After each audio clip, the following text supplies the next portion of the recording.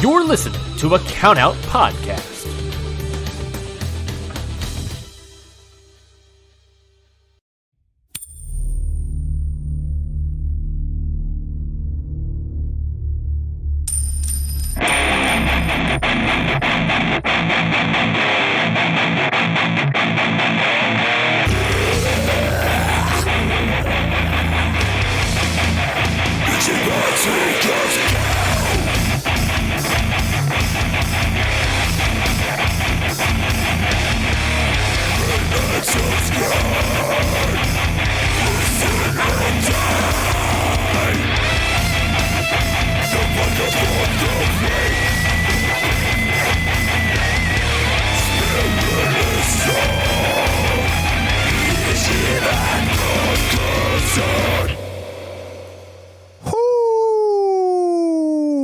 What do you think of that?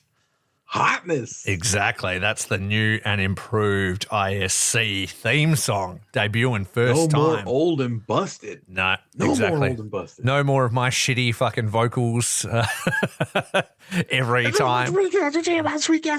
Yeah. Yep. Oh, and at Riff Your Pod coming through again with an absolute banger. So absolutely stoked with that. Ichiban Sweetcast, go. Yeah. Love that shit. It's fucking dope. It all works. Very happy with it. So we've got so much shit to talk about because it is what we're going to call Despe's Big Week. Despe's Big Week. There's in the Marvel Cinematic Universe, the MCU, there's this thing called Fury's Big Week. Mm-hmm. And that's when Iron Man, the beginning of Thor, and Incredible Hulk all take place in the same week. Oh wow! It's like a crazy 72 hours for Nick Fury. So that's Fury's big week. He's just fucking over it by the time it's going down. That's why the start at fucking in Iron Man 2, he's just like motherfucker. By that point, he's truly over everybody's bullshit. Yeah, so he is just fucking behind the scenes pulling strings, and we've got Despe out having his big week, pulling strings everywhere, making moves, absolutely, making friends, kissing Dino, get everything. We could only, we're all winning jealous. Belts, yeah, winning trophies. Belts. Absolutely. Losing matches, but also lost a couple of matches. He won the important ones. Exactly, and it's the friends he made along the way really is what actually matters. So yeah. I think it's all Absolutely. Good. So I think we've got so much to talk about. I don't think we're just going to do a match-by-match breakdown. There's plenty of people that are going to do that. I think we're just going to pop up the shows on Cage Match and just kind of vibe through. I do think, though, that we the very first thing we've got to talk about just before we get into the actual Dominion card, I just think we have to give an overview of just Best of the Super Juniors and what we thought of it. I don't think we go through every match. There's way too much to talk about. And way too much to catch people up on, and we're well past that anyway. Lots of great places that you can find that as well. Check out Super Jackass, check out We Work Stiff. They're going to break it down for you in detail. How did you feel about the tournament, though, man? How did you feel about the semi-finalists and then into the finals that are going to be on Dominion, and then obviously just our overall feelings of everything, really? I was confused and confounded. We had talked to ourselves into believing that Despe was never going to be winning the Best of Super Juniors. We were like, he's past it. He doesn't need it. Yeah. So when I saw that they had Taiji Shimori was one of the finalists, and so was TJP. Yeah. I was like, oh fuck, are they really going to have? Because I thought that would be a great way for TJP to establish himself as this new captain of the United Empire. I was like, are they really going to do this? Are they really going to give TJP this big rub as the fucking main event of Dominion? Until Desperado's hand was in the air being raised by Red Shoes, I did not believe that he was going to. Yeah, because he was fighting Doki, and I was like, well, last year they did something crazy with Master Wado and Teton. Are we going to see Doki TJP? I was like, is that the way it's going to go? And that was crazy. And the thing with New Japan, they're in this real big rebuilding stage. They need to establish new stars, and you could see them going, look, TJP's a dude. He's been around for a long time. He was, he trained under Inoki. He's a fucking good-looking dude. He has a history of winning tournaments. I mean, the dude won the Cruiserweight Classic in WWE. Why couldn't he win the best of the Super Juniors? You know, you could see that argument playing out, and I was kind of a little bit scared it would happen because it wasn't really what I was looking for. And so, yeah, when it was announced that it was like I watched Despe and Doki live, and I was stoked that it was Despe that went through. But yeah, I wasn't sure who I wanted more, TJP or Boner, because as a rule, you know, Bone Soldier hasn't really super impressed me ever. He's had his moments. But I think without burying the lead and jumping straight to the main event of Dominion, I think it kind of worked out for the best.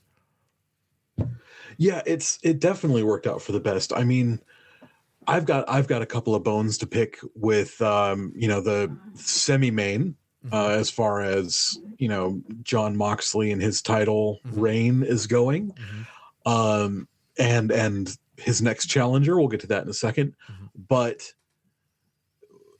when it ended with Despe in the main event of the second biggest show of the year in New Japan, hand raised, trophy, flag, streamers, I couldn't help it, man. I felt great. I felt great. I did not give a shit anymore. I was just like, yeah, Despe's the fucking best. He's the best. And then we had the Despe Envy the next day, Despe Invitational, where we got to see Despe, goof around with Starlight Kid. That was awesome. We got to see and Dino, Despe and Dino. I love Dino. Dino's like my favorite wrestler at the moment. Oh man, Despe and Dino, you know, coming out in their G-strings, kissing each other, kissing all the fans. I had watched the DDT show where Despe hit the ring and gave Dino his invitation, right?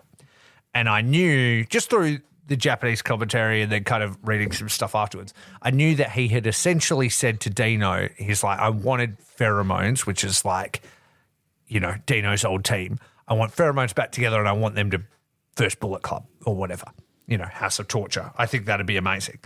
And he's like, and why do you have two? And he's like, I'll do it. He's like, why do you have two invites? And he's like, well, I know Pheromones don't exist anymore. I guess this is Dino's old tag team, but you can choose any partner you want. And Dino's like, any partner I want? And he's like, any. And he's like, okay then. And then he goes. And then Dino comes out on his own. And then we have jumped ahead of Dominion now. We're just in the Desperado Despe Invitational.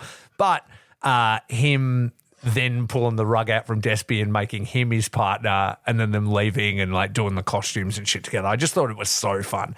Everybody in the entire place was absolutely eating it up.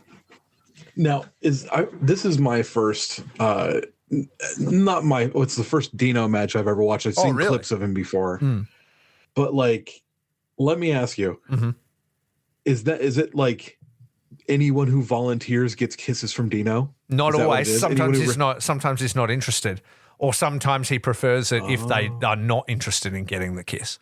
For example, when we were in Japan earlier this year, I was going to ask if you've gotten kisses from Dino. I haven't, but my friend Mark got kissed by Dino.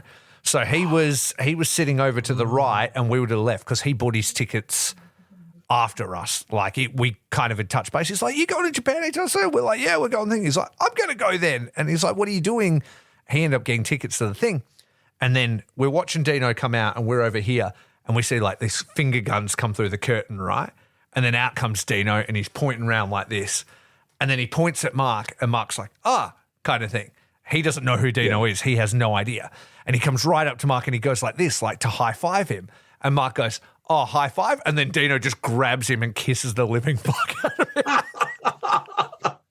I've got it as a GIF on my phone. I'll send it to you later. I won't slow the show down to do it now. And then he goes around and like people will be in the crowd. They'll have like a mask on and stuff. He'll just pull the mask off and kiss them. Like he doesn't care. He's out of control.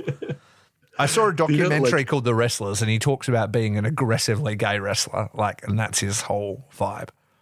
Aggressively gay is the best way to put it. And in June of 2024, Oh, and by the way, happy Pride, everybody! Thank you very much for coming to the sweetest cast. Absolutely. On God's Green right Happy now. Pride. So yeah, we're fucking digging it. Yeah, like, wait, no, come here, give me a kiss. Love you. Sorry, I love you too. Hello, my love. Good night. Bye. Donna's giving everybody kisses. She's kissing everybody Donna's like giving Dino everybody on the way out of the Like house. Dino on the way out. Yeah. I love you, B. Love you. So yeah, this was chock full of DDT players, wasn't it? Yeah, it was. We're jumping ahead though because this isn't in chronological order. We've jumped straight to the main event of Despe. We need to rewind a little bit because we have gotten carried away. Because Despe Invitational was so fun. But let's quickly just finish up our final thoughts on Best of the Super Juniors. I thought it was a really good tournament. I thought it was a fast-moving tournament. Was there a match that you can think of off the top of your head that was like a standout for you? Because for me, I really enjoyed Despe and Clark Connors was one for me, and I really enjoyed Driller and Robbie. I think they're Drilla and Robbie two of my favorites. I think the one for me. It's got to be Robbie's MVP again, yeah? I mean, he's always MVP. MVP in my eyes and MVP in our heart, you know, like he's in our hearts. So yeah, he just always works so he may hard, have come dude. like 4th or 5th in the block, but he's number 1 in our hearts. Yeah, right? I would have loved it, and I loved how dominant he was this year. And I was like, let's fucking go. I really wanted to see him like at least as like a semi-finalist, you know.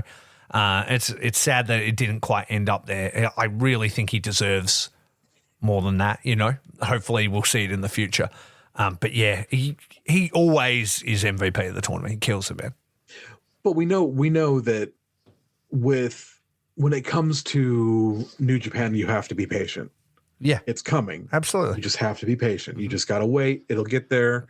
He's not being overlooked. I mean, he then then had a title match, like just on the heel of that. Again, yes, they didn't win, but they also like to tell stories, right? Like, so they're not going to be like Robbie Eagles and the Young Lion immediately get the title. You know what I mean? Like, they're going to have to work towards it. I think, they had said that if Fujita had won, that he'd be the youngest champion in New Japan history.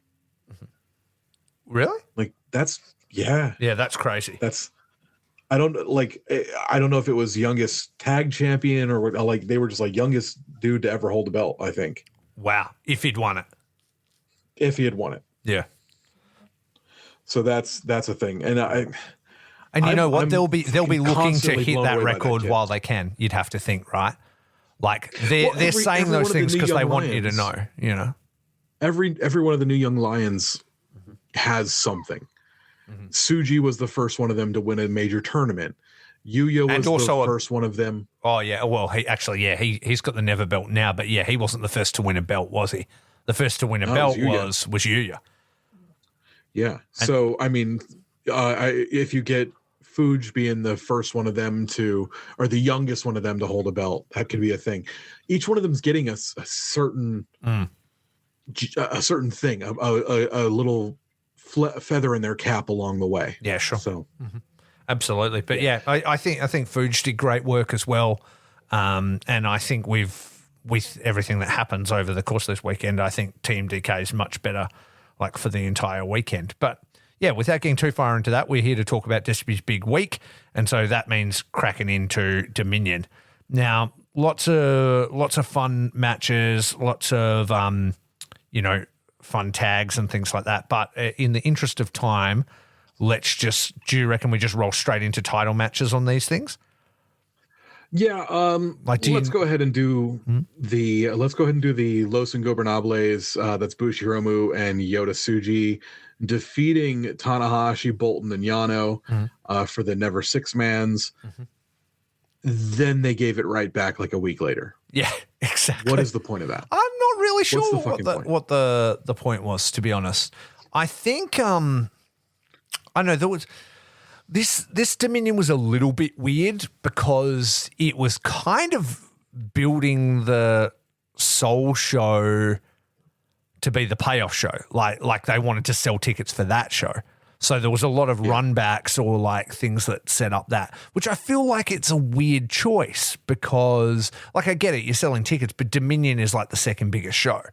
That's where all like the payoffs would be. So I think they just did the title change to have something happen on Dominion because there was other things they weren't going to have happen. And then they just used Soul to flip it back where they want it to sit, which is with Tanahashi and Oleg and thing. And like you said, he's one of the newly graduated guys and they clearly really value Bolton. So they're giving him a feather in the cap, you know? Yep. Yeah. Did you like Jeff Cobb and Tomohiro Ishii? Oh, we've missed one. We missed Great O'Khan and Yuya for the King of Pro Wrestling, the Storm Catch Rules match. I liked it. I think that anytime you can have Grapple Fuck O'Khan, like that makes me happy. He's good at it. Yuya, like already losing that belt is kind of confusing. Like I said, the title changes are coming pretty fast and hard lately. Yeah.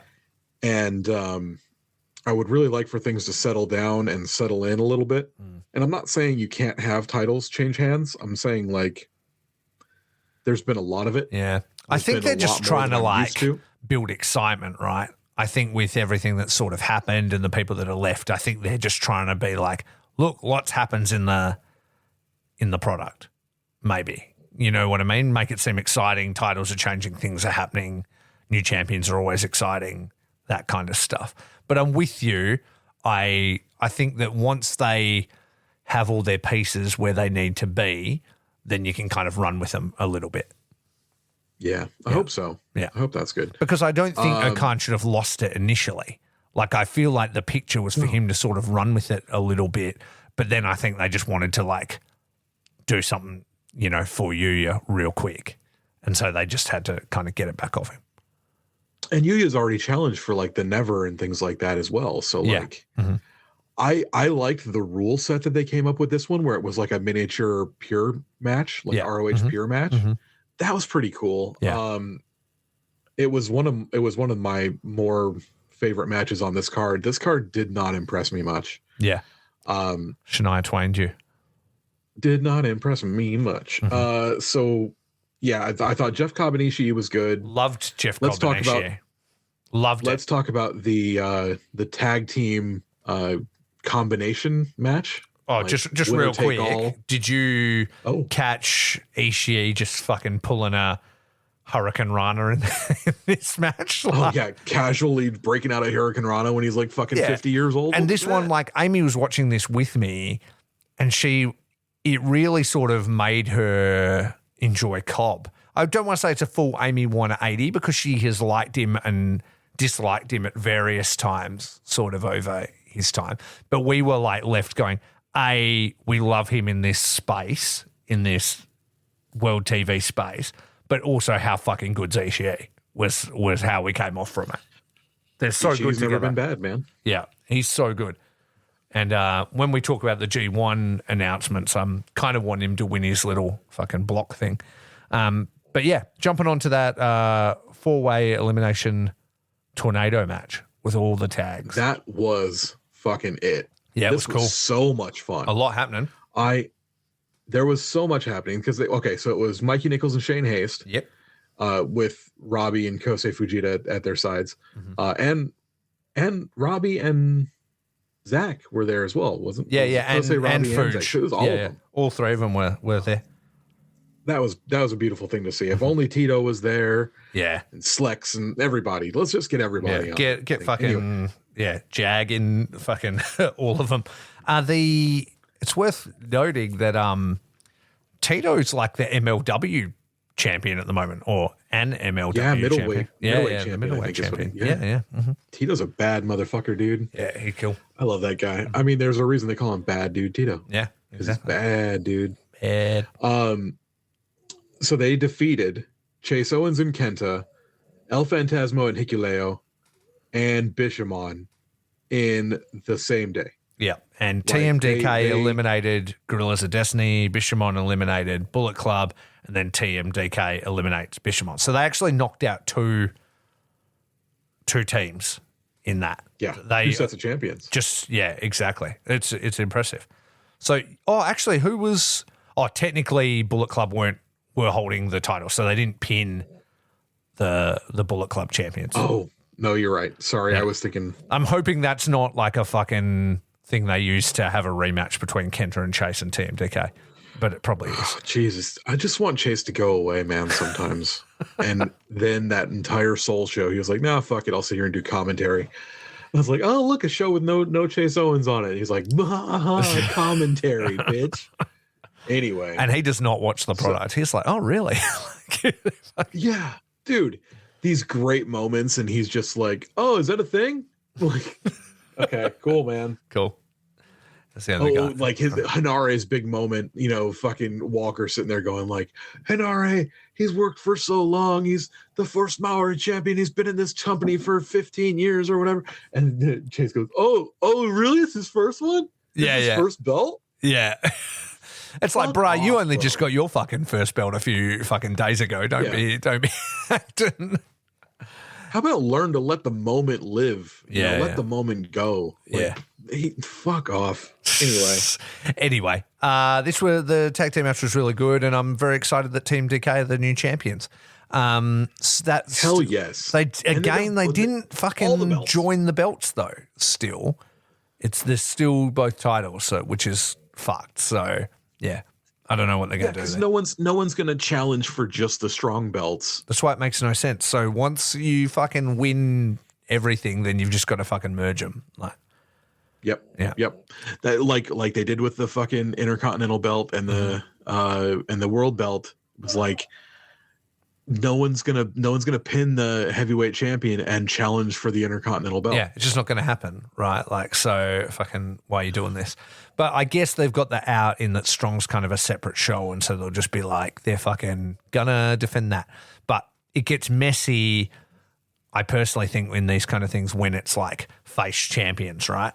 Because I always think that like a face champion should just defend all the belts. That's just what they would do because they're the fucking good guys. Yeah. They're like, no, I'm not fucking only giving you half of this. I'm a fighting champion. If you beat me, you fucking get everything kind of thing. And it's up to a heel to be like, oh, well, if we're strong, you can only challenge for the strong belt. Like that's what heels do. So yeah, it gets a bit messy. Yeah.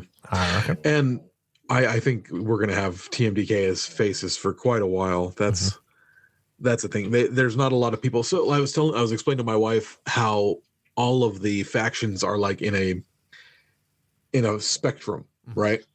So you've got far to the left is Hantai, and they're the good guys. That's the faciest face. Mm-hmm.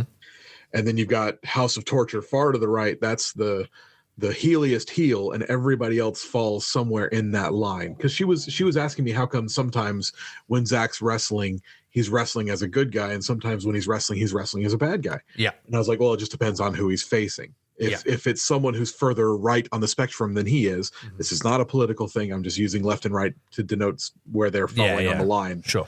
And I'm sure that everyone he faces is farther to the right than he is because he's very left. Yeah. So if they're facing someone who is further on the spectrum towards heel than they are, then he'll wrestle face and things like that.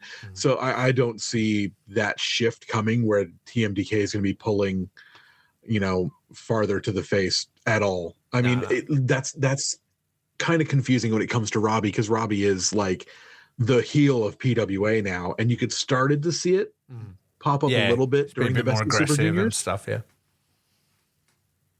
Robbie's not going to switch factions again, is he? No, I don't think so, because the other guys in Team DK aren't really squeaky clean. You know what I mean? They are that bit more sort of tough boy kind of shit talkers. Like you see TMDK push people around afterwards. They'll fucking, roll a dude up and pull a tights. They're not like hysterical Shane Hayes is talking shit to everybody. Like they're not fucking squeaky clean good guys, And TMDK, like in Perth at the moment, are heels. Like, so they can just jump around. It just depends on what they're doing. So they've got the ability to do whatever it takes, really. All right, I'll accept that. That's good. There you go. All right. Then we had Shingo and Hanare. Yeah. Double KO. Yeah. That was pretty sick. It was cool. Like the match, this was one where I was like, why not just pull the fucking trigger? You know what I mean? It's Dominion. Why not do it at Dominion? He's been in the company for over, he's been I mean, I don't know. 12 years or something? Look, yeah, 10, 12 years, like fucking 16 years a wrestler or whatever. You know what I mean? This guy's like fucking basically broken his neck, cracked open his head for the company and shit. And you couldn't have him fucking pin the dude at Dominion? Like, it had to be at this other bullshit. Like, and I get it. They're selling tickets and put it off or whatever. But even then, draws just annoy me.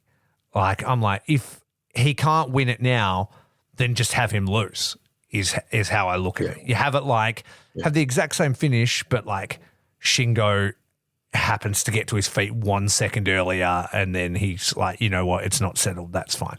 And I know they were kind of like, look, Hanare was the winner, he just wasn't quite there kind of thing and he missed out by a second. Like, I get it, but I just don't think it works as well in pro wrestling. But it did lead to what was a really good match, which we'll talk about when it comes up. I was wondering if it would lead to a stipulation. I was like, is this going to lead to like an Iron Man match or something?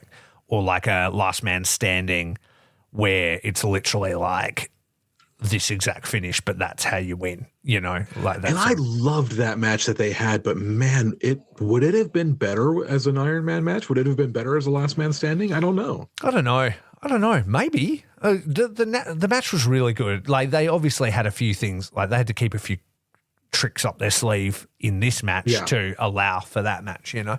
I'd still say it was a 4.5 star on my personal scale, like even with them holding back, obviously. Yeah, absolutely. Yeah, it was a 4.25 match according to Cage Match. So, what is it? 4.5. 4.5, according to Wrestling Observer newsletter. Yeah, exactly. Wherever that comes from. But it was still good. It was still good. 9 3/4 stars between the two of them. Absolutely. Pretty good. Either way, I love to see Hanare in these spots. You know what I mean? It's awesome. Speaking of people I don't love to see in these spots, Jon Moxley and Evil for the World Heavyweight title. Evil, you have failed me again. You have failed me. I know you were just look. I'm going to let you get this off your chest because you were definitely having a little bit of. I don't want to use the word tizzy, but there was a little bit of some rage typing from you. Yeah, you were really having a sad about Moxley being the champion, like a bit of a tantrum. And then obviously you were calling for Evil to take it. And I'm sitting back and I'm like, it's all fine. It doesn't matter. But I'm also like, I have lived through a time when Evil was champion and I'm not sure that's the answer for what we need right now. It's just not okay anymore. It's just not. I mean, how long's it been? It's been 2 seconds. It doesn't matter. It's fine. It matters. And here's the other thing that pissed me off. See, I'm getting him hot now. Let's have your tirade. Let me fucking go on this. Yeah, get off your chest. Fine. Get off your chest. Moxley's the champ. Everyone loves Moxley. We had him lose in America so that we can have the big crowning achievement moment for Naito at a Japanese show where they can wait a minute. What? It's not happening in Japan. Oh, it's happening for AEW. Oh, is it happening at Forbidden Door? It's happening at fucking Forbidden Door, dude. Well, I mean, Forbidden Door's a co-branded pay-per-view. It's a co-branded show. Yeah. It's a fucking AEW show. Yeah, but either way, I would say that the copyright on Forbidden Door. Well, I mean, it should be fucking Tanahashi, really, but he fucking dropped that ball. Should be Tanahashi. But I would say, don't you think it's... Here's the fucking thing. I want to make another point. Okay. Drunk Uncle Curtis. I want another thing.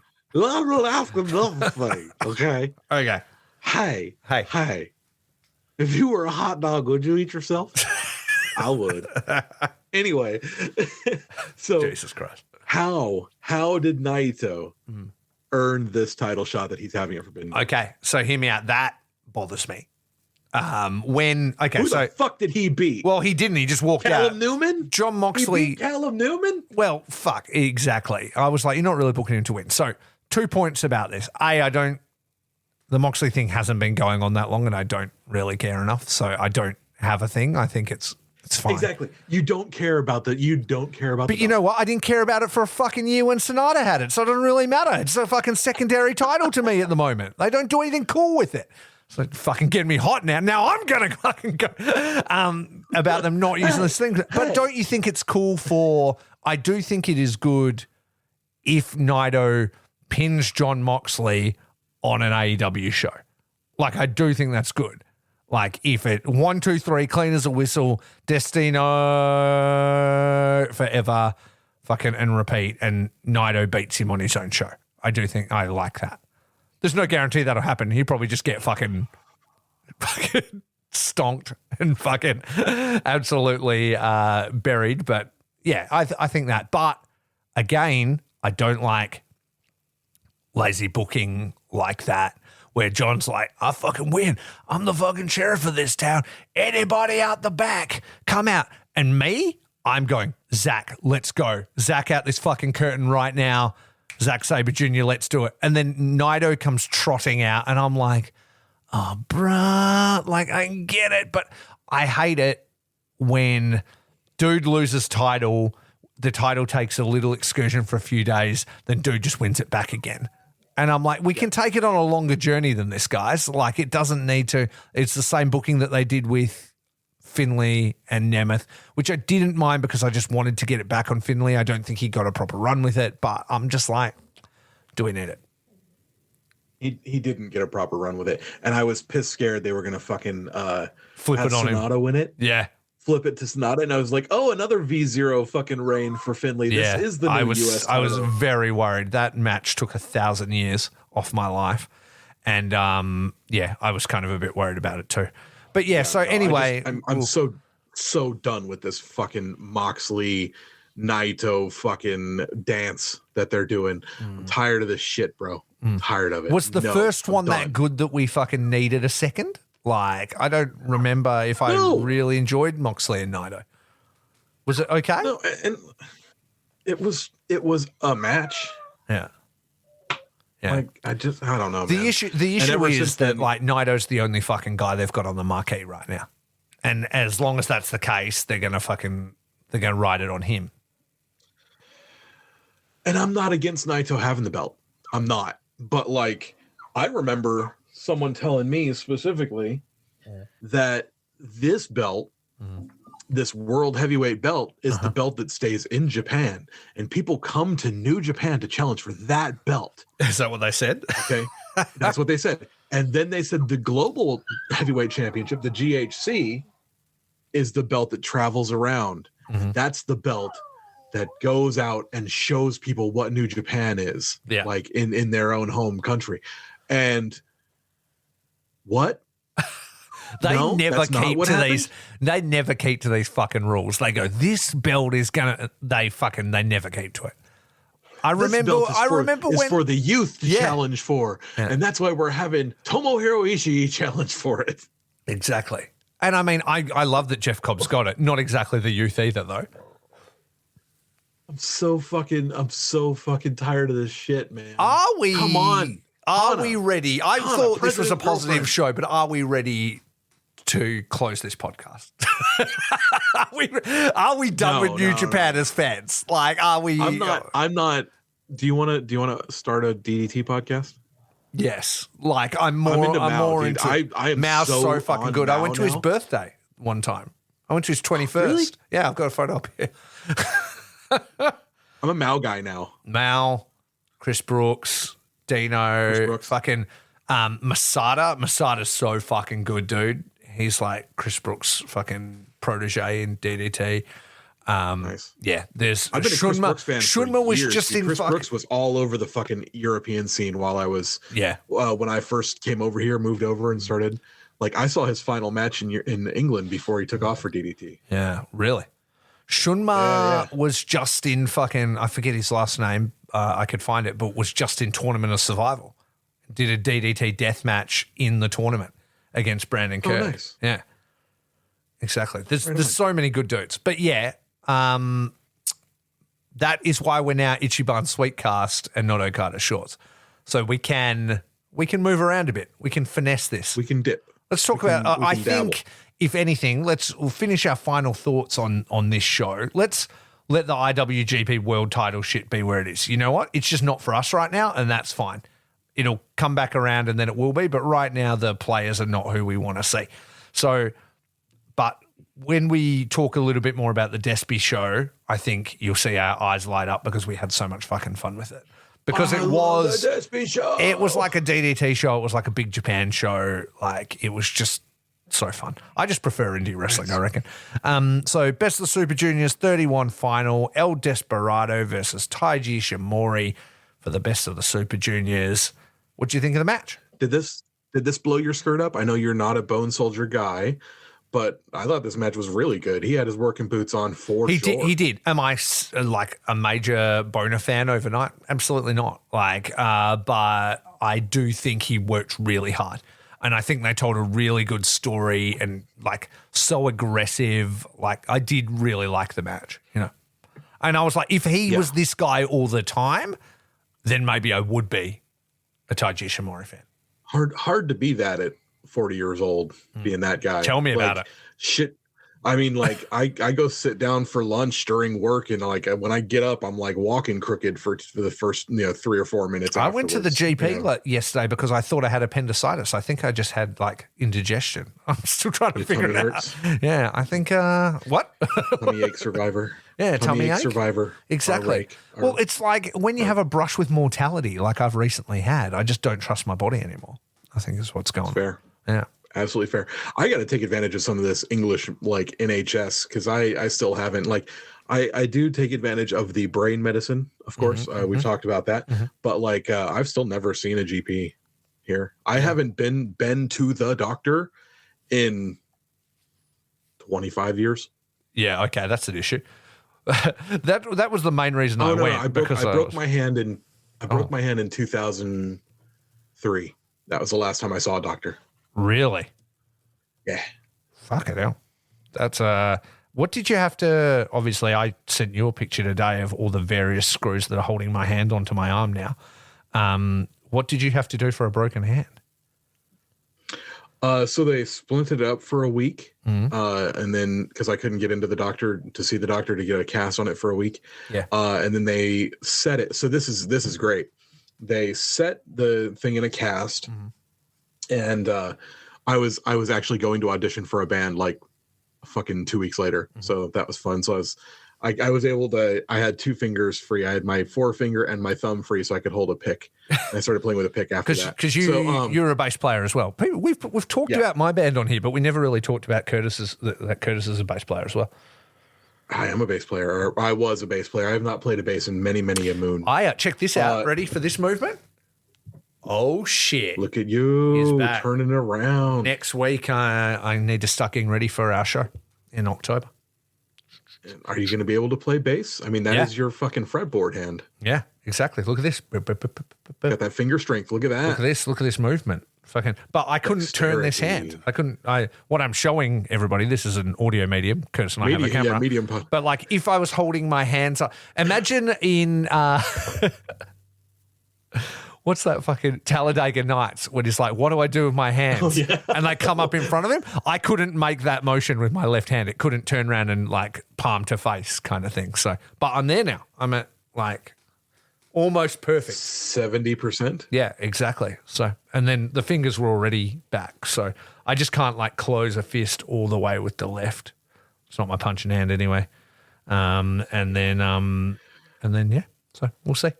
But beautiful. But yeah, I enjoyed the match. Once it was announced. Oh yeah, we were talking about wrestling. I'm bringing it back. We're fucking getting loose today. I haven't slept yet. It is fucking 10 a.m. I know, and I've just gotten off you my work night shift at work. This was your idea to do Arvo. Arvo. This is a rough time for us both because we both just finished work. Like, I fucking clocked off my job and you just clocked off night shift and we're speaking at the same time. So. Yeah, I know. Yeah. But I wanted to talk about Despe. Yeah. And so did you think when it was announced that the Best of the Super Juniors was going to headline Dominion and you knew it was Desperado and Boner, did you think that's buried the lead? We know Desperado's winning this. No. Absolutely not. I felt like I did. I felt like it's got to be his coronation. Like, I thought for sure that they were going to be like, And the story is that he lost again. Yeah, that's a hell New Japan thing to do. Even though we're not really pushing Taiji and he's like 40, we're just going to waste this Dominion main event on making you all feel bad. Yep, I thought if any time at all, like, because I was like, it's not. If it was Hiromu, I would have known for sure Despe was losing. Yeah, I would have just been like, nope. If I put money on fucking wrestling, it would have been all in on Hiromu. I would have been scared if TJP was his opponent. I would have actually been terrified. I would have also been scared of TJP too, because I would have been like, oh, they're making him the new captain of the United Empire now. Like this is a thing going forward. If it was Robbie, I would have been on my seat like Okada, Omega, Dominion draw level, fucking so invested. I can't even tell you. Yeah, there's not a lot of people that it could have been that I wouldn't have been hyped for. Yeah. You know, like the field was so good this year. So good. Yeah. And I think if they had really anybody up against Despe, like he's able to bring something amazing out of people. You know, like Okada was able to bring something amazing out of people. Yeah. Like Despe's at that level. He really is actually. That's a fucking great point, because not everybody in New Japan at the moment is that, right? They've definitely had guys like that before. Ospreay was that kind of wrestler. Okada was that kind of wrestler. Omega was that kind of wrestler. Despe is definitely that kind of wrestler. Robbie Eagles is that kind of wrestler, right? But then there are other guys like Naito definitely can, but he doesn't always. You know, like he can definitely get dragged down by his opponent. Sonata, I think, proved that he definitely can't. Zach definitely can. But Zach can get the best out of people. Yeah, absolutely. Sure. But that's the thing, right? Like those kind of wrestlers don't come around every day. And I think they've seen that. Like Hiromu, I don't think Hiromu can do that. Like always. I think he's definitely had matches where I'm like, this is lagging. And I mean, say what it is about his injuries and things. He's not really the same guy anymore. That said, I've never loved him more than on Despe Invitational. So much he fun. Was so fucking fun. Match of the fucking century. Let's just fucking jump to that. Let's just be done with this. I think it's worth saying that we're very happy that he finally got it. The entire field was great. All of the shows were great. The matches were fantastic. Everybody looked great. Robbie Eagles MVP. Desperado wins. Feel good story. Yeah. Moving on. Absolutely. The Despe Envy. Yeah. Which really is the next day, and when you think about that, it's fucking crazy that he goes, wins Best of the Super Juniors, headlines their second biggest show of the year, and then he goes and pulls this shit. And I'm pretty sure he even said, like, on the mic afterwards, that I'll probably be in trouble for this because it was fucking out of control. Like some of the shit that happened, but also some of the shit that he did. And obviously Gato did and fucking TikToko. So I guess it's all fine because they fucking signed off on it. But man, I mean, you touched it. Let's run through the matches here because there was so much fucking good shit. Dragon Kid and Starlight Kid. Starlight Kid coming out at fucking in Despe cosplay was so fucking cool. Dude, Starlight Kid is just the fucking coolest. Yeah, she's so cool. I love her so much. Mm-hmm. Absolutely. There's something about her that just makes me go like, this chick's got it, dude. Yeah. Like, I just love it. Yeah, she's so dope.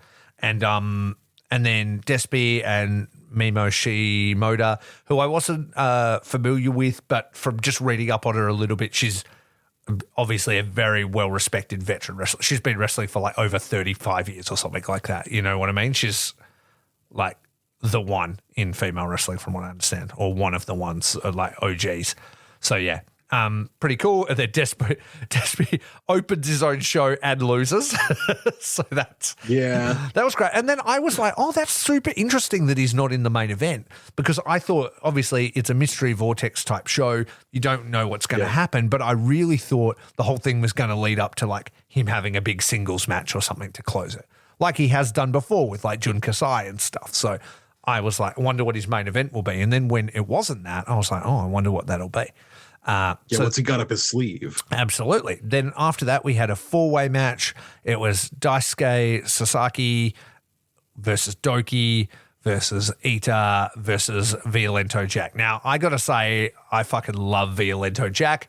I've got a Violento Jack coin purse up here that I bought off him when I have seen him at Freedoms and stuff at Shikiba First Ring. He's one of my favorite deathmatch wrestlers. So when he came out last, I was like, this is fucking it. And he's like, Rita going fucking sick was so fun. Rita Yamashita, drunk as fuck, just losing her goddamn mind. I was having so much fun just listening to her just like flip absolute Despe's shit like, want to on just come do commentary? She's like, yeah, right.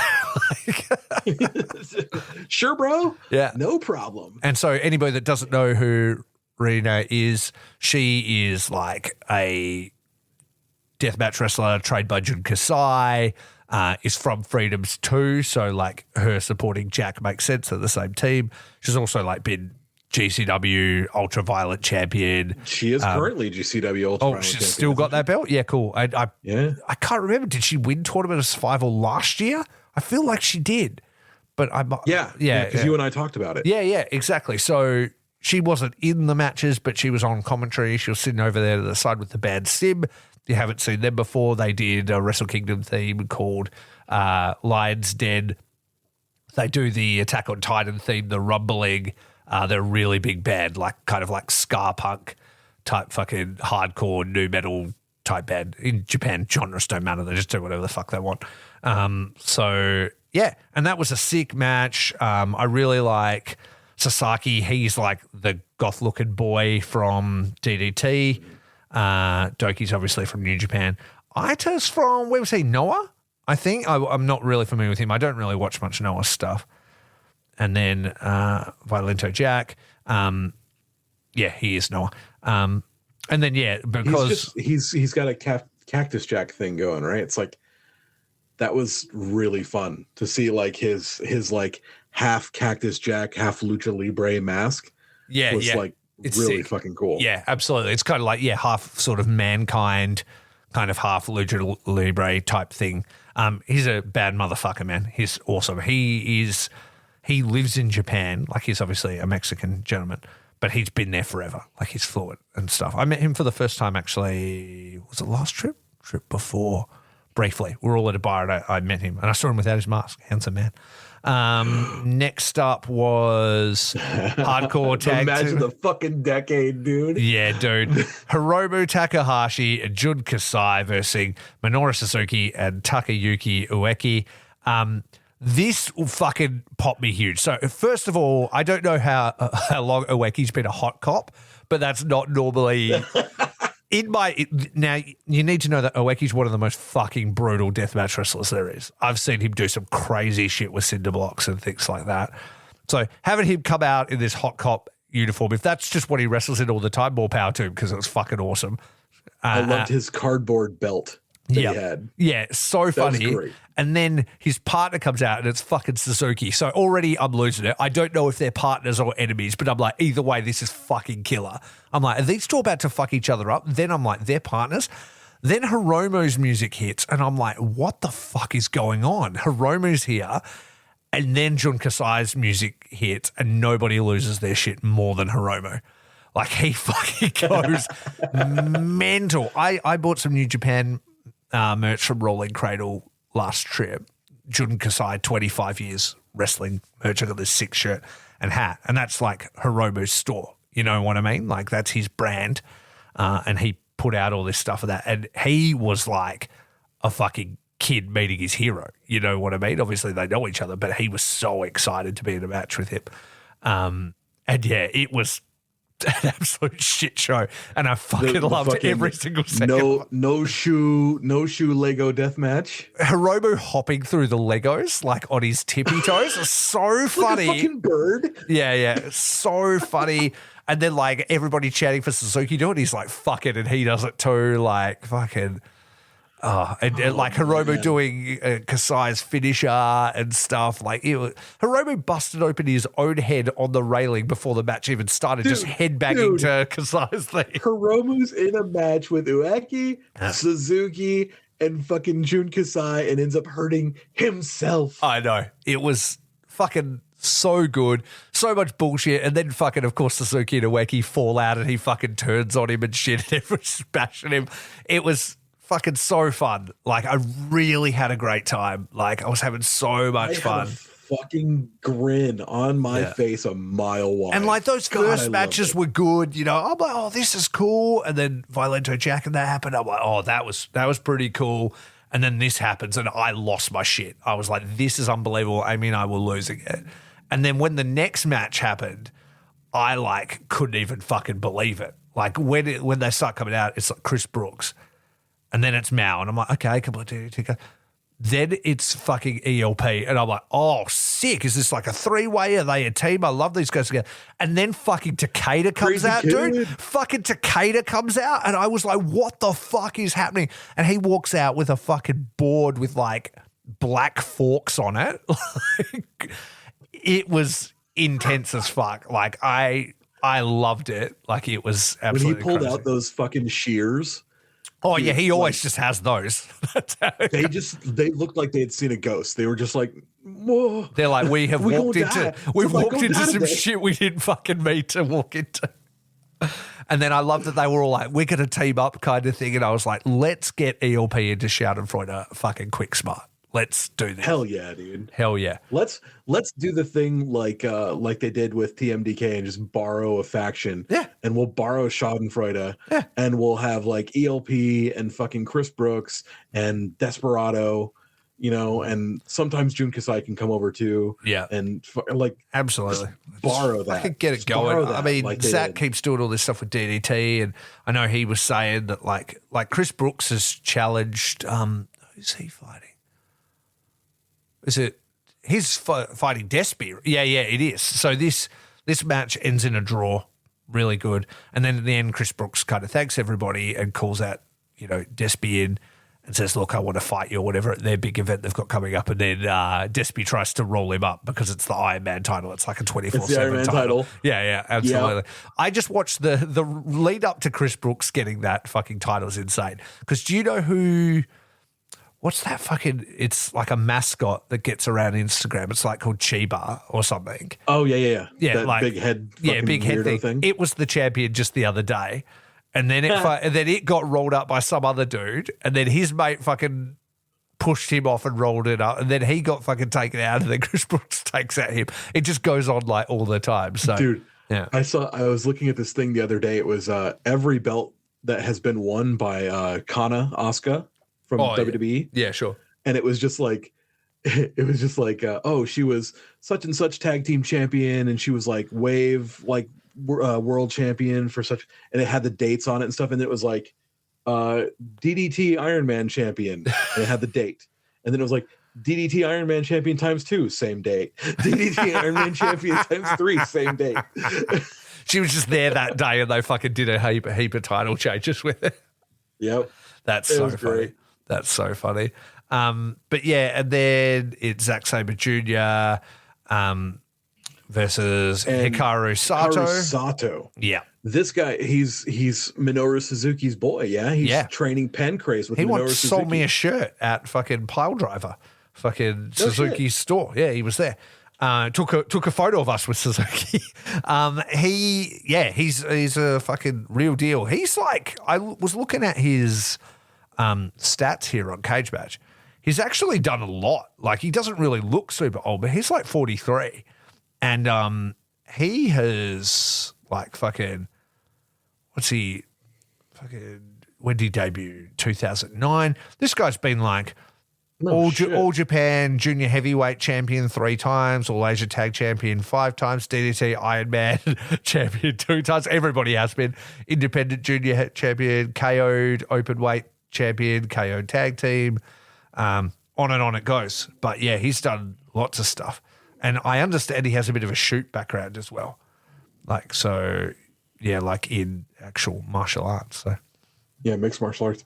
Yeah, and this match that he had with Zack Sabre Jr. was shit hot. Yeah, it was cool. It was so good, dude. Yeah. Like, that sort of catch as catch can that they were going through. And this guy like came out repping Pancrase. It said Pancrase on his little fucking Chiron there. And it said that on fucking Suzuki, right? Suzuki came out repping Pancrase as well. Yeah, that fucking I've got a Minoru Suzuki Pancrase shirt upstairs. It's one of my favorite shirts that I have. Yeah. And like Pancrase was my fucking shit back in the day. In like 98, 99, 2000, like before Ring of Honor, like that was my fucking, like when people were like, oh, do you watch independent wrestling? I'm like, nah, bro, I watch Pancrase. It's like hybrid wrestling. You've heard of the UFC, but it's realer than that. Like it's more like way down. Like, dude, I was so about Pancrase. I love that shit, dude. King of Pancrase title is one of, I'd say, my top 3 favorite like belts of all time. Yeah, like, it looks sick. It looks badass.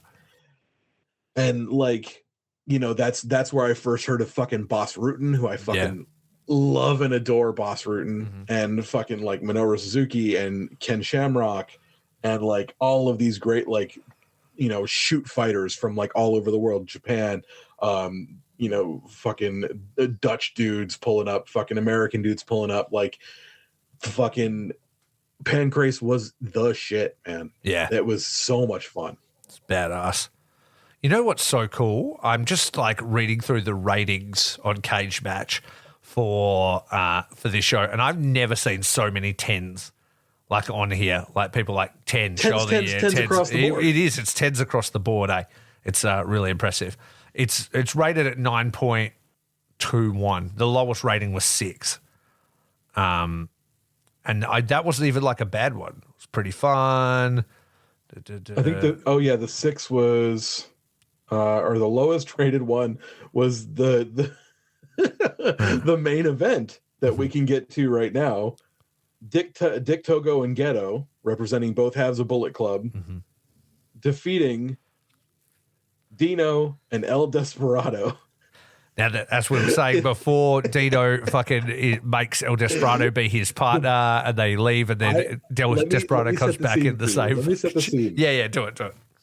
I've never seen a Dino match before. I've seen GIFs and things. Yeah, you know, and Dino's music starts playing. They're waiting for him to come out, and he doesn't come out through the curtain. No. He, like, you see his little head pop over like the western bank of seats, and he's like wearing a tasteful salmon polo shirt or something like that, and then his fringy like G-string stripper pants that he's got on, and like socks. He wears those kind of like boots, right? Like that's fucking. Oh my god. There's a lot of look. I was like, oh, he's climbing over the thing. What's he fucking wearing?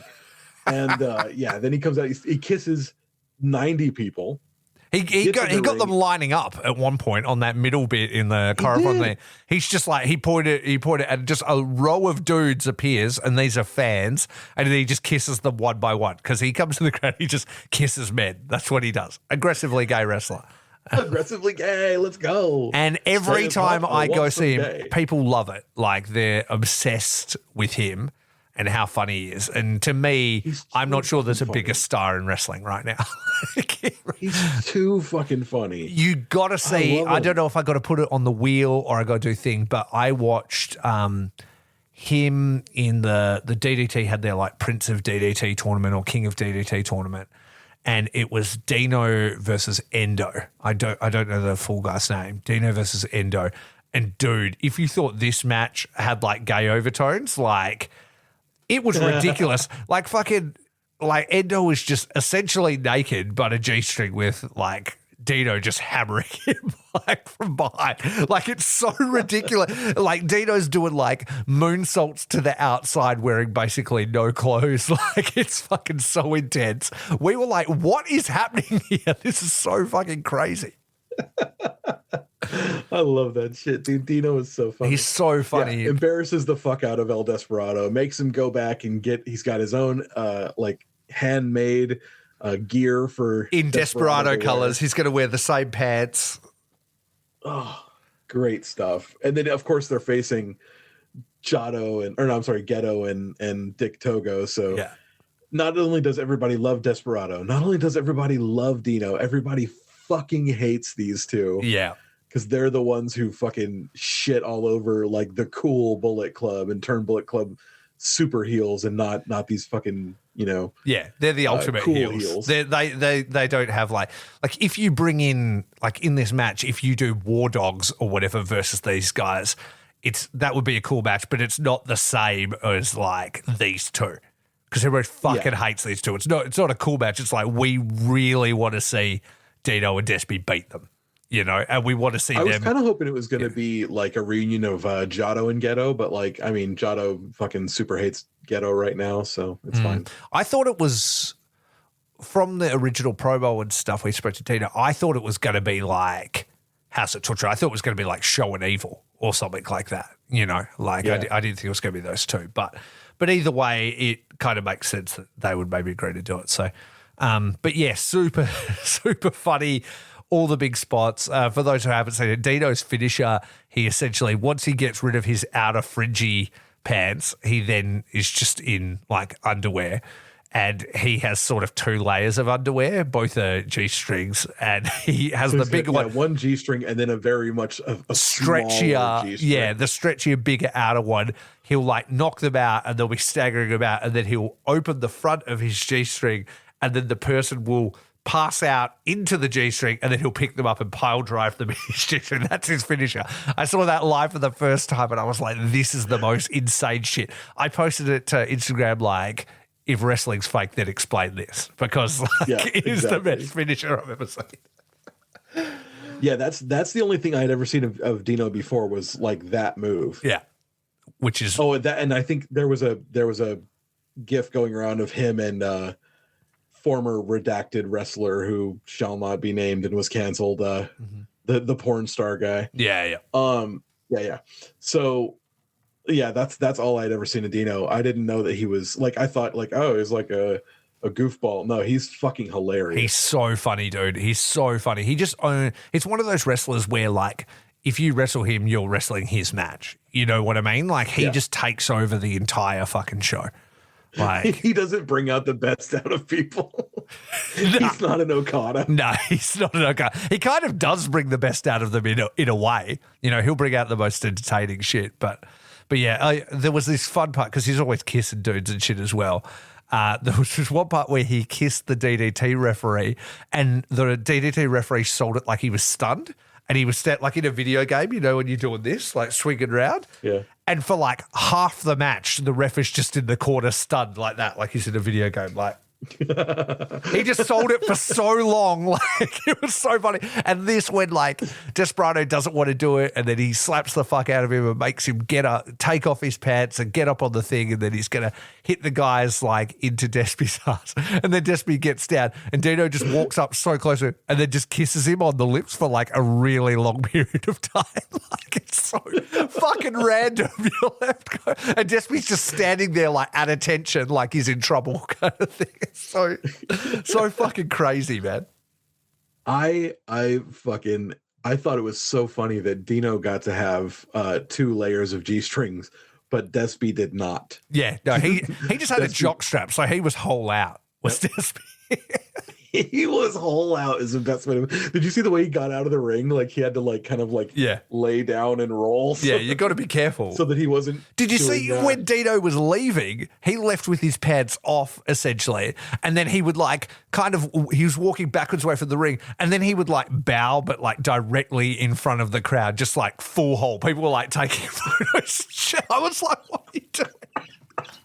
Oh, shit. It's so fucked. I was like, this gimmick could not work in any country but Japan. Like, it just can't. Like, you can't bring Dino to America and have him fucking pulling these antics. Dudes would lose it. Oh, no. Way too many homophobes. Like, it can never happen. 35 of the 50 states. Yeah, people would be pulling guns and shit. Like, it'd just be fucked. But, like, in Japan, he just fucking rules the place, man. And they all absolutely love it. Like, it's so funny. And just everybody loses it. Like, I've seen so many of his matches there, and I'm never not entertained by it. Like, it's so funny. I think I do love the fact that, like, he comes out and he's kissing everybody, but like you said, not everybody. Like, there were some guys he's not interested. He's not attracted to that guy. He's not, it doesn't matter. not going to kiss you. He gives him like a look up and down and just walks past him. Like, it's like, you don't make the cut. Man. Read them to filth, eh? Oh, my God. The library is open. Okay. So, yeah, the library. Oh, no. If you're wondering how many times Dino has been the DDT Iron Man Heavy Metal Champion, 37 times. Oh, my God. So many times. Like, his career is just like, oh, wait, no. Oh, I'm sorry. My mistake. That is a total of 485 days plus, but it's like... Oh, God, I thought you were going to say 485 times. No, well, it's probably more because it's like the 23rd of the 11th. He won it 3 times that day. Then... Or was that he was a 3-time champion that day? Fuck, it's so confusing. What? I don't understand. I don't understand how it works. It must be 37 times plus. Because well, as long as yeah. No, it adds them up. Yeah, okay, cool. As long as the belt doesn't get in the way of him bowing and showing his spread open asshole to the entire crowd, then everything's fine. Absolutely. But yeah, anyway, guess we got to get on to the next match. We can't talk about this forever. And here at the fucking Dino cast, like Ichiban Dino cast. Yeah, absolutely. I absolutely loved it. But either way, one night you've got him standing tall on hey? The goings on. We said we wanted to vibe on the goings on. Yeah. And that's what we're doing. That is the goings on. We had fun. That is the goings on. And it's worth noting that like the 2 back-to-back pictures that came out of one of him holding the Best of the Super Juniors trophy at Dominion, and then you would swipe right on Instagram, and then it's him in a fucking jock strap, just holding his own underwear. It's just like so priceless. Like nobody has fucking rolled harder than him. Like that's just so fucking. And that's not even it. Like the what was it? 4 days later, after that, he has a fucking steel cage match with Sho. For the title, for the IWGP Junior Heavyweight title. Fuck. Did you see some of the badass pictures that were coming out of that? Yeah, that was sick. Absolutely. Like him looking through the cage, his red eye contact, looking out. I'll just send that through just like right now. Like that was the coolest fucking picture I've ever seen. He looks like an absolute fucking madman. Yeah. He's a madman, you know. Mm-hmm. He looks deranged. Absolutely. Crazy. Deranged, like he is a fucking nut job. I was scared of him. I love him. Yeah, I love him, and I'm scared of him, all at once. Okay, so let's just jump into this real quick. Do you want to? Most of the matches. Yeah, let's just jump straight. I didn't watch them all. Like I was hanging out with Amy, so I just jumped in at the title matches. So sure, good work was done. But let's jump into the never openweight 6-man tag team title match. I mean, we covered this. They win it back again. Yeah. Like, who cares? Yeah. Let's talk about TMDK versus the War Dogs for the junior title. Love this match. That was the shit. Yeah, what a fucking match. It's really good. Yeah. I love. And I was torn. These teams. Like, were you like, all 4 of these guys? I love it. You're like, I want Team DK to win it, but I also don't want the War Dogs to lose it yet, was how I was looking at it. Like they carry it so well, and I'm like, oh fuck. I don't know what I want. So it's just one of those ones where you just got to let it play out, you know?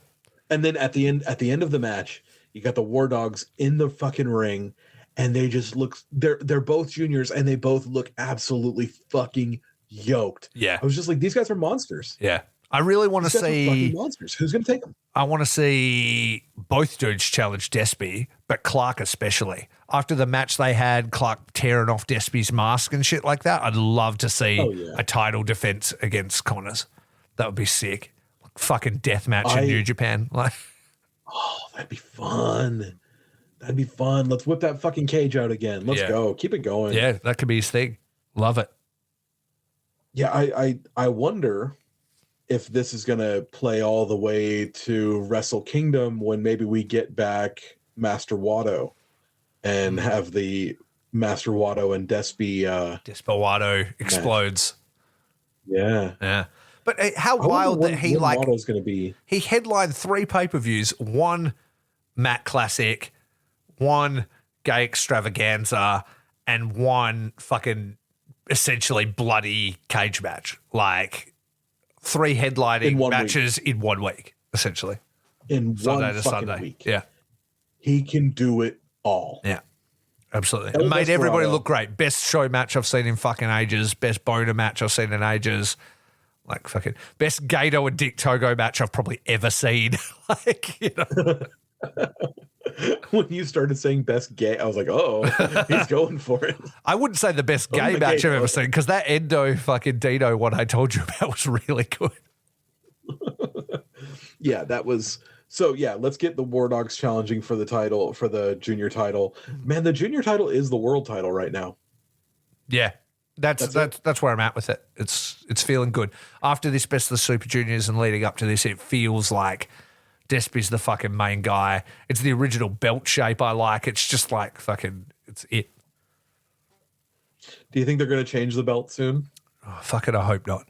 But I It's seen do better days. think that the Never's seen better days too. yeah, I do think I like it when they're beat up. I do think that fucking with Despe holding it, there's a very real chance they'll focus on it, which is good.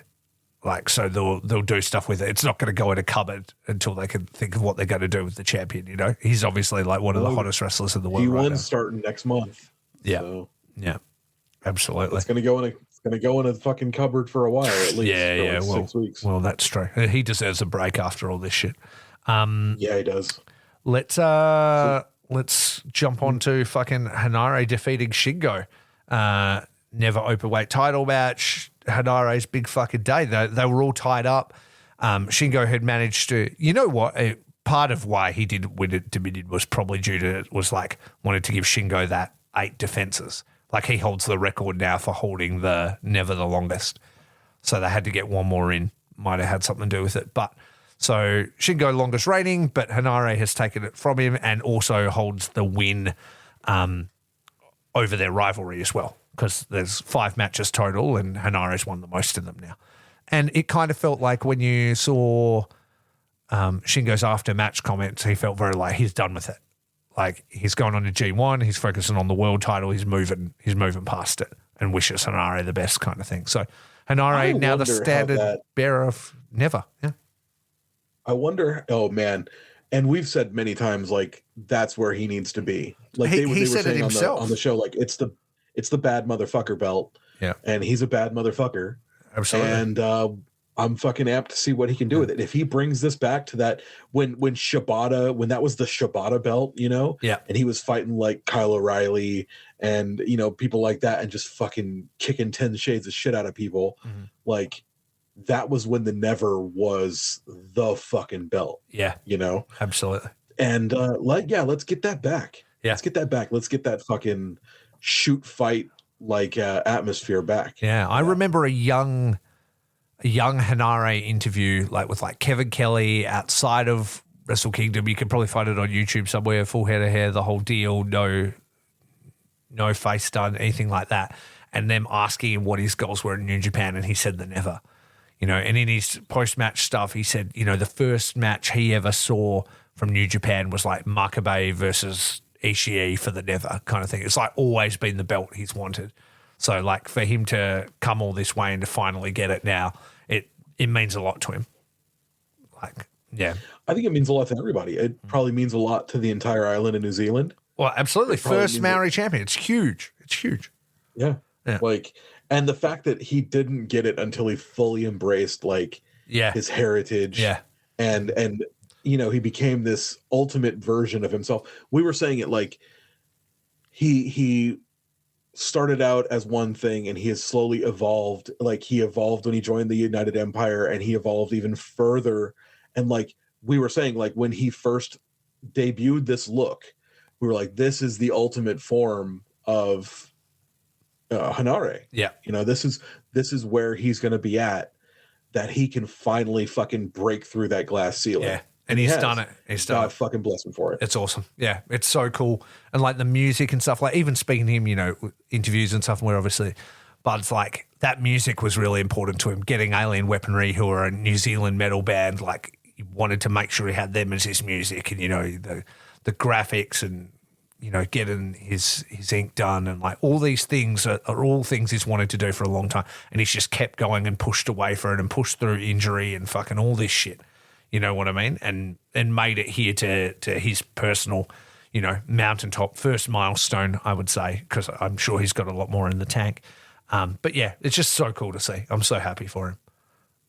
It really is so fucking cool to see. And now we can get Shingo moving on. I think Shingo versus maybe Finlay, because we've been talking about like, LIJ versus Bullet Club in some sort of way is probably going to be the story through the rest of the year. Mm-hmm. Let's go Shingo versus Finlay for the fucking GHC. Yeah. I bet that'd be a lot of fun. And I think that belt would look really good on Shingo. It would be cool. I would have no problem with that.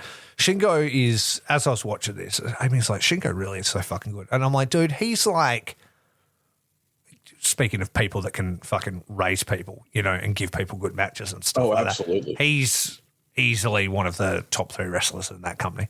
Like, easily. Absolutely. It's unbelievable. There's 3 people in the company right now that they could throw out in that best wrestler in the world conversation. Mm-hmm. Zach, Shingo, and El Desperado. Yeah, absolutely. And there's other ones that are like biting at their heels. Like there's some other really good wrestlers, but those 3 to me, for my personal taste, are right up there at the top. After that was David Finlay and Sonata. We kind of covered that briefly earlier in that. I don't fucking. How long did it go for? 25 minutes. See, this is the thing, right? You don't fucking. They should know better. Don't put Sonata out there for 25 minutes, man. Just don't. I don't know, man. I thought it was good. You have a hard on for Sonata. Well, no, I have the opposite. I'm fucking. Yeah, your pants up for Sonata, and I get that, but like this match was good. Sonata showed a lot of like Sonata like fucking chucked the referee out of the ring and shit like that. He was showing a bunch of, and maybe I was pretty disengaged from it. So to be fair, it's not like I was watching it critically, fucking hardly trying to enjoy it. You know what I mean? I was pretty engaged because I'm just like, how could this be good? You know what I mean? Like, I like what Finlay's doing. I'm yet to think he's really proved that he's one of those wrestlers that could elevate people. And I was like, I just can't imagine this being good, And so I was there watching it, but I was not watching it to potentially enjoy Sonata's it. Maybe I was hate watching it. I don't know. He's like the ultimate test for like, can you elevate someone? Yeah. Like, can you elevate Sonata? Yeah. So did you feel like he did? I mean, we are getting more and more emotion out of him. I see a fucking skull end get locked in, bro, and I'm fucking done. Like, I just don't care. Like, at all. And at first it was locked in really good. Like he had him fucking, he had his arm up under his chin and everything like that, and he locked in, and then all of a sudden it just starts slipping and slipping and slipping and slipping, and it just looked like shit. Yeah. But exactly. Oh well.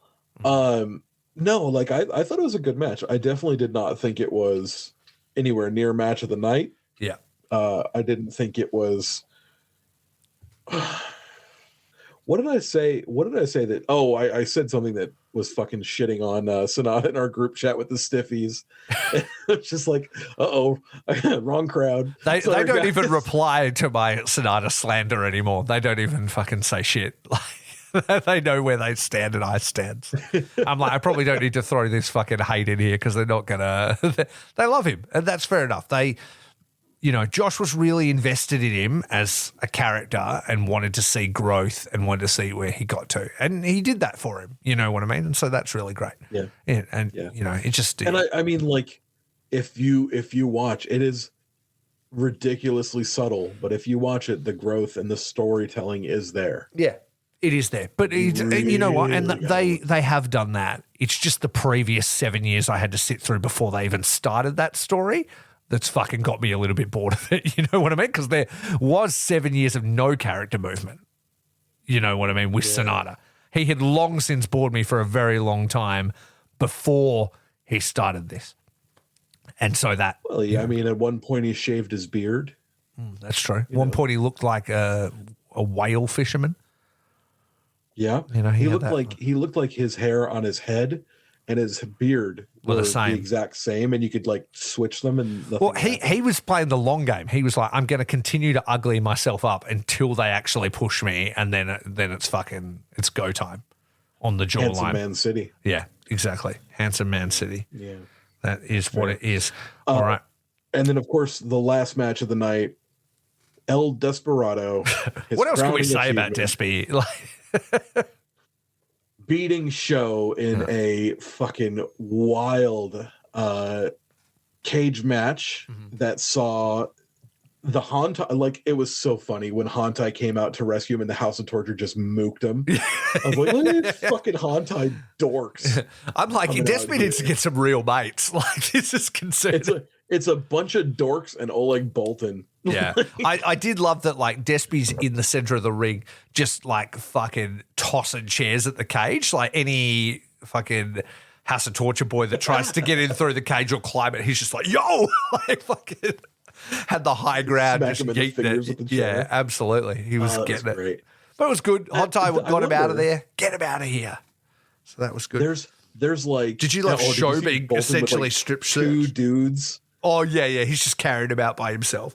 But like carrying him out by Show himself. getting essentially strip searched going into the cage and like all the weapons they fucking found on his person was so funny.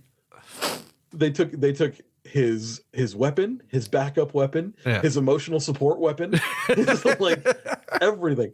I was laughing so hard because I was like, I don't know, man, that cage, it's not like you could pass an entire fucking like VW bug through that fucking cage. Yeah. I was like, know, like, Evil's that right thing's there. Surely he's got something in his pocket. But I do like that they like pulled the ring apron away. So the idea is there is no weapons or anything. It's like, it's clean. It's just the cage. Like there's no bullshit. I did like, obviously it ends up full of all those things, but I like that it starts with it not there, you know? Yeah, and I think Despe knows how to build a hardcore or death match. Like he knows how to use those weapons matches to the fullest extent. So Absolutely. that was a lot of fun. I and like you just fucking nailed it. Like he headlined 3 pay-per-views in a row, or 3 premium live events in a row, or 3 whatever you want to fucking call them in a row. The first one was like a technical BOSJ masterpiece. You had a fucking wild like comedy match, and then you had a fucking bloody brawl weapons match, cage match that was just fucking so cathartic. Yeah. Like it was like, he's done it. Yeah, everybody wanted to see him get the best of Show. You know, there's so much bullshit. They always get away with it kind of thing. And you got to see it play out. You got to see him get the win. And finally, after everything he's been through, and I mean, the title was stolen off him in the first place, right? If I remember correctly. Wasn't he fucking fucked over? He was the champion coming out of Wrestle Kingdom and kind of got fucked over to even lose it in the first place. So it all came full circle. Lost it on a count out, I think. Some bullshit. And so, you know, he finally wins the tournament that he had never been able to win, fucking headlines Dominion, then headlines the next show and fucking, and does it all. And it's his huge crowning moment and you love to see it. It was awesome. So basically, El Desperado, sweet. 1. Yeah, absolutely. We support you. Sweet. And it's not shorts and pants anymore. It's just sweet or not sweet. Sweet and sour. Sweet and sour. Yeah. But yeah, very, very sweet weekend for Desperado. So we had so much fun. Hope everybody else did too. We'll do some, with all the Dino and DDT stuff and that, we're going to definitely have to make sure we put more of that stuff in the wheel. We're going to have wheel episodes coming up after this, which are going to be fun. And yeah, tell everybody where to find us, Curtis. We've done the damn thing. Well, we've done the damn thing. You can find us on Instagram and Twitter at Ichiban Sweet. And you can find Rafe on Instagram and Twitter at Faces Feels Cast. You can find me on Instagram at ElDestructo83. You can talk to us really on any of those, and we'll get right back to you because we love you. We want to be your friend, and we'd like to hear from you. We'd like to hear your opinions. Send us a DM. Send us a tweet. Send us a fucking Instagram message. Comment on anything. You know what? The best thing you can do is help us out by going to patreon.com/countoutpod. Count Out will the Count Out Podcasting Network is a loose conglomeration of a bunch of cool podcasters doing a bunch of cool wrestling podcast things, and you can help us all out by helping one of us out. So if you go to Count Out Pod, you can, for a small donation of every month, you can help all of us at once. You'll get access to all of our secret shows, including ours, which is the Sweet Spot, which we still need to record. We need to do that, but we're hoping to get together a little bit later on this week and get a couple more episodes out for you guys. And you can hear extra shows from Ring Post Radio. You can hear extra shows from all the shows on the Count Out Broadcasting Network.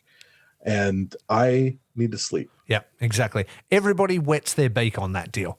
That's how it kind of works. Like it's a share pool thing. You know, there's extra, if you haven't had enough from us, there's extra shows from us, but there's also extra shows from Ryan, extra shows from the other creators.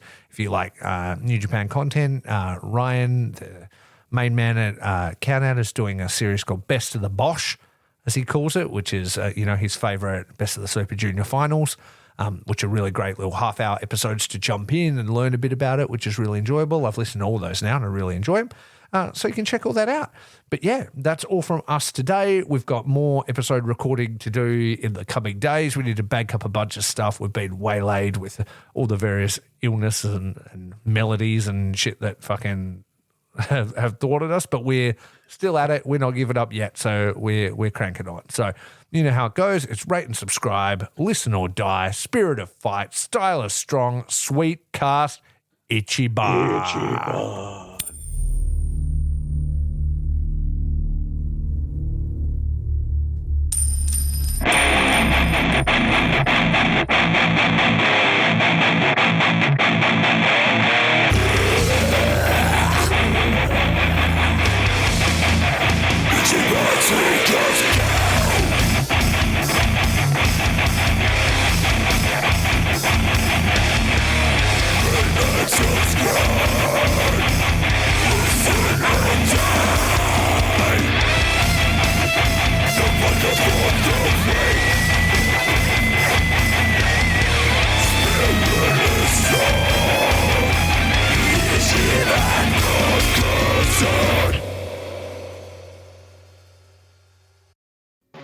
Ring Post Radio is the only show hosted by Ryan Knightsey and Scotty Edwards that talks about the entire world of professional wrestling. With new episodes coming out every Sunday, there is absolutely no reason to not listen to real, honest wrestling opinions from two crazy maniacs. Have a hot boy summer and listen along to Ring Post Radio every Sunday on the Count Out Network. This has been a Count Out Podcast.